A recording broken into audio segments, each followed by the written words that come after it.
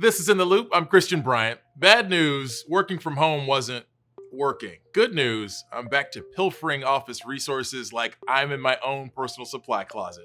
Here's what we got for y'all. The vaccine is here, but the hesitancy isn't gone. We'll tell you about the extra role Black healthcare workers are taking on in their communities to try and ease concerns. Then, we show you how wastewater is an underutilized weapon in the fight against COVID. That's right, sewage could be used to trace an outbreak right down to the neighborhood. We explain how. But first, here's what you need to know right now. Some good news on the vaccine front. We've got more doses than we thought. Pfizer said vials of its vaccine contained 5 doses, but as pharmacists have started administering vaccines to people, they've discovered those vials sometimes contained 6 or 7 full doses. Rather than throw out the extra, the Food and Drug Administration approved administering additional doses. Using every drop of the vaccine could immunize an additional 4 to 8 million people beyond the 20 million that Pfizer said its first shipment would vaccinate. Meanwhile, an independent panel of experts recommended a second vaccine for emergency use, this one made by Moderna and the National Institutes of Health. If approved by the FDA, the US could start shipping nearly 6 million doses of Moderna's vaccine to thousands of sites across the US as soon as this weekend. Before coronavirus erupted in March, weekly jobless claims had typically numbered about 225,000.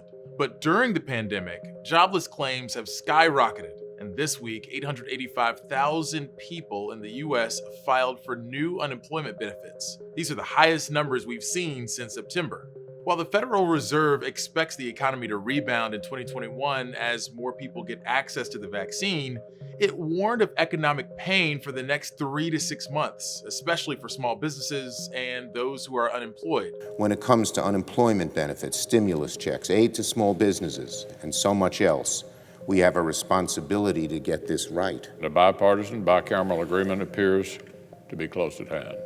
On Capitol Hill, Republican and Democratic lawmakers are working together to pass a second coronavirus relief bill that would help individuals and businesses weather the economic consequences of the pandemic. This ruling is an important moment for clean sport and athletes all over the world. Russia is facing consequences for doping. The Court of Arbitration for Sport has banned Russia from using its name, flag, and anthem in the next 2 Olympic Games and at World Championships for the next 2 years. The penalties come after Russia missed deadlines in 2018 to send data to the World Anti-Doping Agency, and there was evidence of tampering and destruction of athletes' test results. Russian athletes will be allowed to participate as neutral athletes as long as they were not implicated in the most recent doping scandal. And the ruling does not ban Russian President Vladimir Putin from attending the Olympics as long as he's invited by the host nation's head of state. These are the most severe penalties served to Russia since allegations of state-backed doping and cover-ups emerged after the 2014 Sochi Olympics. 2 barrier-breaking picks for President-elect Biden today, with the choice of Representative Deb Haaland for Interior Secretary and Michael Reagan to head up the Environmental Protection Agency. Biden's choice of Haaland has been rumored for several weeks. If confirmed, she'd be the first Native American cabinet member in U.S. history. Haaland is a member of the Laguna Pueblo people and currently represents New Mexico's 1st District in Congress. Reagan currently heads up North Carolina's Environmental Quality Department and formerly worked in the EPA under Bill Clinton and George W. Bush. He'd be the first Black man to head up the EPA. Lisa Jackson became the first Black EPA chief under President Obama. The picks have gotten high marks from both progressives and environmental groups. U.S. Surgeon General Dr. Jerome Adams, one of the highest-ranking Black officials in government, is scheduled to get the coronavirus vaccine live tomorrow morning. It's an effort to instill vaccine confidence in Black communities hit hard by the coronavirus, but skeptical of a vaccine. And it's not just Dr. Adams. As we saw earlier in the week, Black healthcare workers were highly visible while getting inoculated. Newsy's Kat Sandoval tells us about how other Black healthcare workers are trying to reduce vaccine hesitancy in their communities. We want to save lives, and this vaccine saves lives, and it does it safely. As public confidence in COVID vaccines slowly increases, Black Americans remain less likely to trust the vaccine compared to other racial and ethnic groups. And that's why Black healthcare workers are stepping in. I want to be a part of the solution to put an end to this pandemic once and for all. I'm kind of tired of the questions about the vaccine because I don't see another choice. A December Pew poll found only 42% of Black Americans are willing to get vaccinated, despite 71% of the group knowing someone who has died or has been hospitalized with COVID. For Martha Dawson, president of the National Black Nurses Association, it's personal. When I speak to someone and they tell me that I just lost my 8th family member, and not putting a face on all these people that have died. They have mothers, they have sisters and brothers. I'm sorry. There is history behind the hesitation.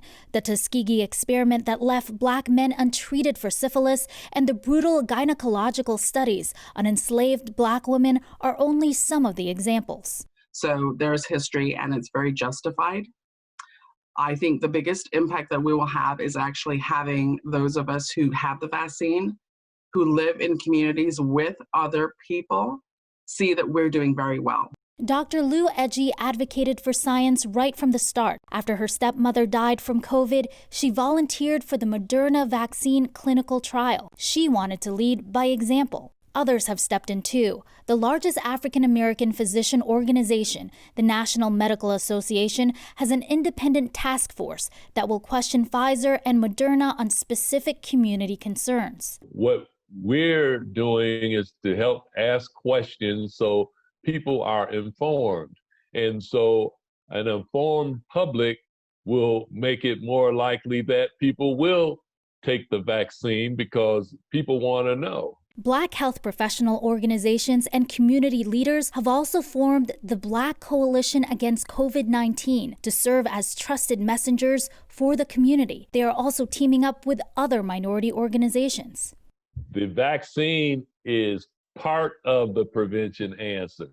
The other part is wearing a mask, physical distancing, and washing one's hands.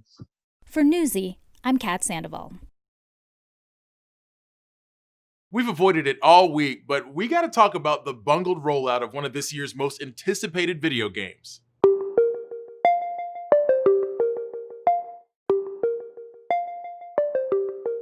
Our Newsy original series, Next Level, has plugged us into the world of video games and how they're reshaping technology and culture. If Next Level is an N64, we're going to hit you with the Game Boy version called Next Level Speedrun. Have I showed my age? In Speedrun, we're going to power up and zip through some gaming news, starting with this. Polish game developer CD Projekt Red is in full damage control mode this week after the rocky rollout of one of the most anticipated games in years, Cyberpunk 2077. We set out to make our games bigger, more complex, deeply engaging. The open-world game launched last week, but some players quickly started running into a host of glitches and bugs. In particular, Cyberpunk runs into a lot of performance issues when played on last-gen consoles like the PS4 and the Xbox One. The backlash prompted CD Projekt Red to issue an apology, encouraging frustrated console players to ask for refunds on buggy versions of the game. But console refunds have to go through Microsoft and Sony's strict refund policies first. PlayStation users in particular have had a hard time getting their money back. CD Projekt Red says they're currently working on releasing fixes for both the console and PC versions of the game. Until that patch drops, console players might just have to wait it out. We've got some geopolitics in our game news this week. Taiwanese horror game Devotion has once again been pulled from a digital store mere hours after its release was announced. Digital retailer GOG initially planned to publish Devotion on its platform worldwide, but GOG reversed their decision shortly after announcing the game's release, citing many messages from gamers. Taiwanese developer Red Candle first released Devotion on the Steam digital store in 2019, but the game was taken down days later amid outcry from Chinese gamers. Part of the game contained a joke comparing Chinese President Xi Jinping to Winnie the Pooh. Chinese government censors have cracked down heavily in the past on any references to Winnie the Pooh. It's not clear if the government is involved in the devotion takedowns, but China is a major market for gaming companies, and consumer pressure from the region can be strong enough to force even international companies to change their plans. Devotion's been absent from major digital storefronts ever since Steam pulled it down. With GOG backing down, it looks like Devotion will stay MIA for the time being. Parachute pants? Yeah.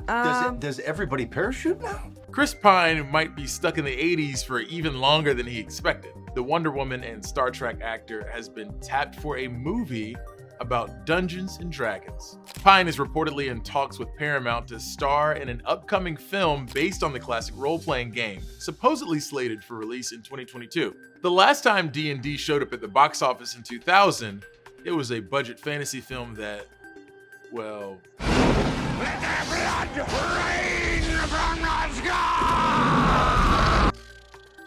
Let's just say that it could have been better. But Dungeons & Dragons has undergone a surge in popularity since then. On streaming platforms, it's almost become something of a spectator sport. 20, nat 20. This new wave of D&D fascination could provide Paramount with some creative opportunities to draw people into the new movie. They could also just stick Chris Pine in leather armor. Most folks would probably be fine with that too. Sewage doesn't have the best connotation. And after seeing It Chapter 2, I'm never going near a storm drain again. But apparently, wastewater does have some redeeming qualities. It can serve as an early warning system for COVID outbreaks. The US Department of Health and Human Services has actually devoted a whole project to researching this. But as helpful as it could be, it's still a pipe dream. Newsy's Patrick Terpstra explains what's holding up the project. Our sewage could be telling us a whole lot more about the spread of coronavirus, down to the zip code. The national scale, you can then see exactly where the virus is and where it is not.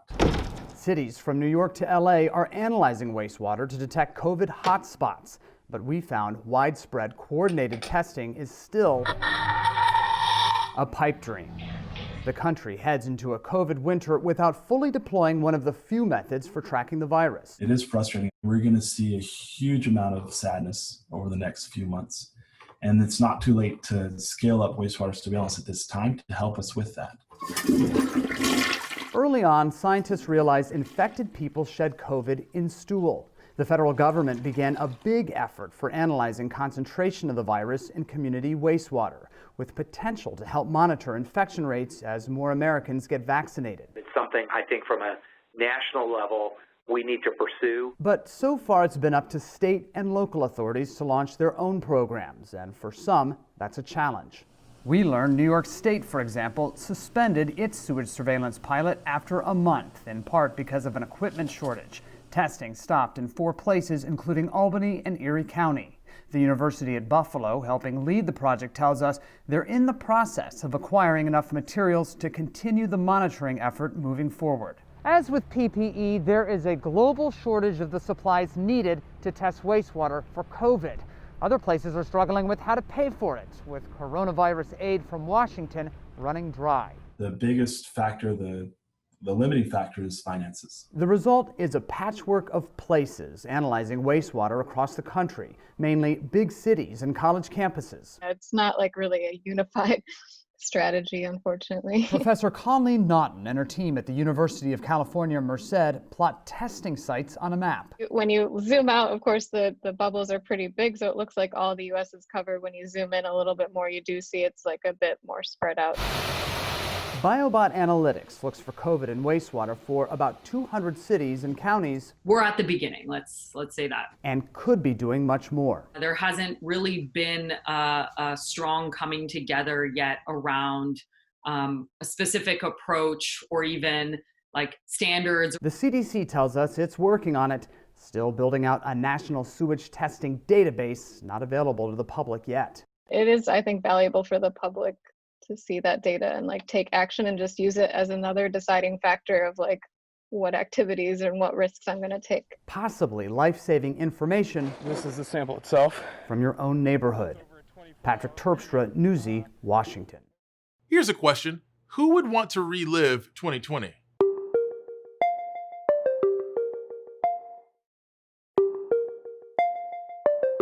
This year has been off the damn chain, and not in a good way. With all that's happened, could you sum it up with just a picture? I guess the more important question is, would you even want to remember 2020? A group of researchers is creating a photographic time capsule to capture exactly what this year was like. National reporter Chloe Nordquist gives us a look. And the nurse kind of put his hands out. Allison McLaren is a photojournalist who has captured many of the raw moments and emotions in 2020, including these nurses blocking protesters in Denver, Colorado earlier this spring. And the gentleman got in his face and the nurse just looked away from him. I was there for a total of 6 minutes between me arriving and the police coming and kind of pushing them off to the side. That photo would end up gaining international attention. Within 30 minutes, I had thousands of shares. And for good reason. I remember when I first saw it, it was really striking. So it sort of felt like it brought together a lot of the complex streams of conflict and tension that we were having to grapple with as a society. Hari Han is a political science professor at Johns Hopkins University. As a curator, she chose this photo to be preserved in a COVID-19 time capsule created by the nonprofit Social Science Research Council, or SSRC. The act of both people in that picture was an act of trying to make change in some way. The people in the cars who are protesting against the shutdown order, and they're using their right to free assembly and free speech to voice their concern. And likewise, the healthcare worker is standing up against that, saying, no, we want people to stay home because that's how you're going to protect us. That's how we're going to protect each other. As we close out this dynamic year, the SSRC decided to create this time capsule not only for future social researchers, but for the general public as reflection on 2020. The content ranges from ironic toilet paper shortage-related memes to images of hope and human connection. They were instant artifacts of that moment. And there were a lot of those moments. Alexa Dietrich is a program director with the SSRC. I believe it has accomplished a set of goals in the sense that of bringing this type of analysis and perspective to much broader audiences. She says the capsule is meant to bring about ongoing reflection, just as these curators had to do when coming up with their selections to put in the project. That image I chose is the sort of, how would you like to pay sign that you would see at any kind of retail store or restaurant. But instead of having just Visa, MasterCard, or Amex, it also has a roll of toilet paper. Bill Maurer is another curator for the project and an anthropology professor. It really spoke to things like the concerns over hoarding that were taking place early on in the pandemic, particularly around toilet paper. But then also that kind of broader, almost philosophical question of when you're in a global pandemic and there is an economic shutdown, what's really valuable anymore? The time capsule is part of a bigger project the SSRC is putting together, free of use, to offer a range of perspectives and thoughts on the past year. We're not just delivering, we're also really trying to learn and promote conversations. The world is just in this moment of dynamism and flux. And so to take this snapshot, this moment of time, to think about what we want to capture and to create a historical record for future generations, I think is really important. I'm Chloe Nordquist, reporting. If you haven't done so already, feel free to reach out to us on Twitter using the hashtag #NewsyInTheLoop. And don't be shy. I have 5,000 followers on Twitter, but I'm sure most of them are bots. I'm looking forward to connecting with you.